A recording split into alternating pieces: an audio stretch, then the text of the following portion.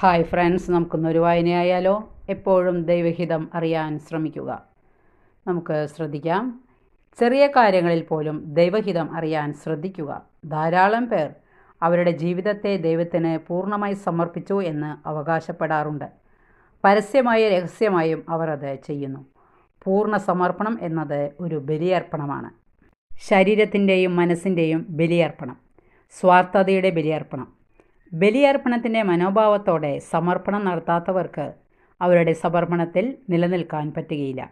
എന്താണ് ചെയ്യേണ്ടത്? പരിശുദ്ധാത്മാവിൻ്റെ നിവേശനത്തിൽ പ്രസാദവരത്തിൻ്റെ സഹായത്തോടെ പൂർണ്ണമായ സമർപ്പണത്തിനായി ആഗ്രഹിക്കുക. അതിനായി തീരുമാനമെടുക്കുക. എപ്പോഴെങ്കിലും അതിന് വിപരീതമായി പ്രവർത്തിച്ചാൽ പുതിയ തീരുമാനമെടുക്കുക. ദൈവഹിതത്തിന് യോജിച്ച പ്രവൃത്തികൾ മാത്രം ചെയ്യുക. ഇങ്ങനെ പൂർണ്ണ സമർപ്പണത്തിൽ വളർന്നു വരാൻ ഒരു വ്യക്തിക്ക് സാധിക്കും.